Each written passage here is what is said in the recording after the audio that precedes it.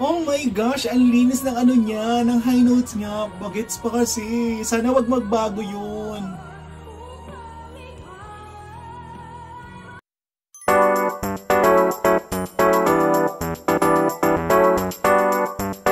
Hello peeps and hello everyone, it's me again, Darius Daddy, and welcome back for another The Voice Kid Blind Audition.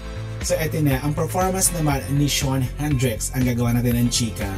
So syempre, kung bago lang sa aking channel, please subscribe and hit the notification bell and comment down there. So itong week na to, super gagaling, super fabulous yung mga blind edition ni. So ito namang performance ni Shawn Hendrix ang gagawa natin ng chika. So huwag natin patagalin pa, let's go sa it.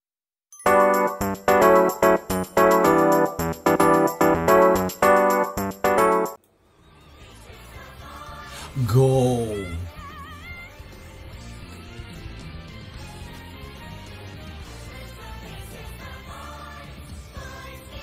Eto na siya, Shawn Hendrix.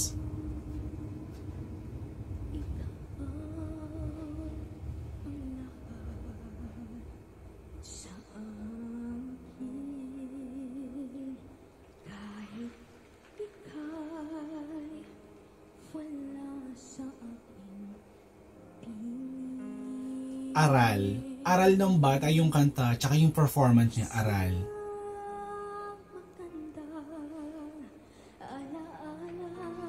In fairness, maganda ang boses.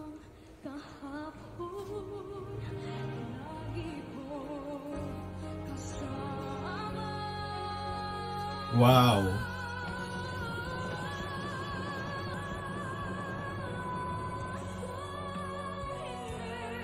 Oh my gosh, ang linis ng ano niya, ng high notes niya. Bagets pa kasi. Sana wag magbago yun.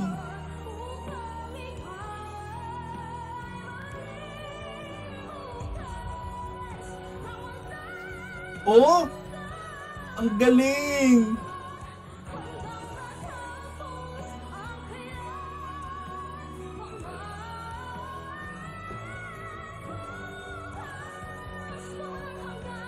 Ang galing ni Shawn.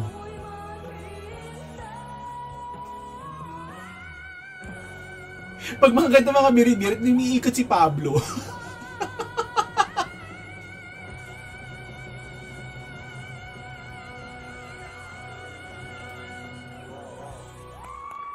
Very good.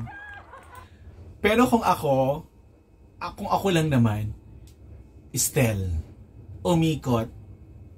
Pero sabi nga natin, bigyan natin ng chance. Baka hindi na mapapili ibang judges. Pero sayang yun kay Estelle.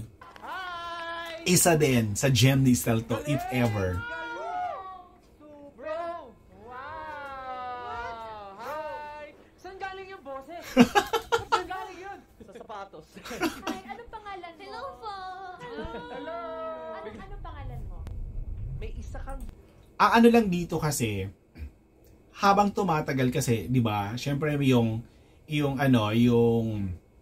genes ng kids nagbabago. Yun lang magiging mo dito, pero ang ganda ng boses niya, ang taas, ang linis, plakado, super ganda ng boses niya, ng quality as in. Ginawa na sobrang talino. Sobrang smart as a singer. Kasi yung umpisa ng kanta, hindi mo octave eh. Mababa siya for you.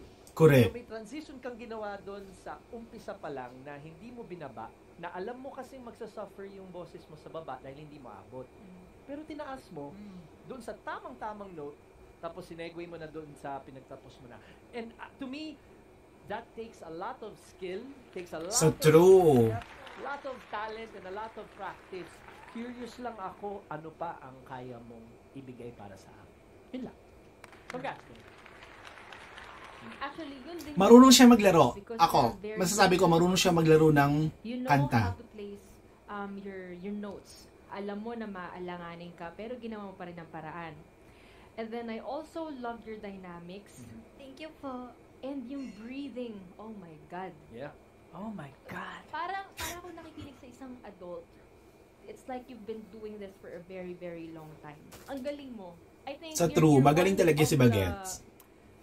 greatest contenders here Sister. that I've heard so far to The Voice Kids. Gusto ko din yung part na parang pinipick mo lang yung notes na titirahin mo. Ang husay nun. Pero now's the time to pick the right coach for you. Sino ba ang pipiliin mo? Si Coach Billy or si Coach Julie? Ang pipiliin ko pong coach, alam ko pong matuturoan niya po ako ng maigi at Julie. marami pa po akong matututunan sa kanya. Bertere. Julie ka. Kay Julie ka. Para si Julie pa. Ang coach na ito ay si Coach Julie. Si Coach Julia! Sabi na. Grabe. Alam mo, wala na akong masasabi pa para sa'yo. I'm just very, very excited na to work with you. And syempre, i-hone pa natin yung mga Sister. skills mo na nakasain pa natin ng gusto. Tuturuan ka ng mga proper techniques and proper placement. So congratulations na kay Coach Julie siya. Bagay siya. The way how he performed and yung boses niya, yung dating ng performance niya, ang Coach Julie ang datingan. Bagay siya kay Coach Julie. So this is it. Thank you so much for watching and congratulations. Bye!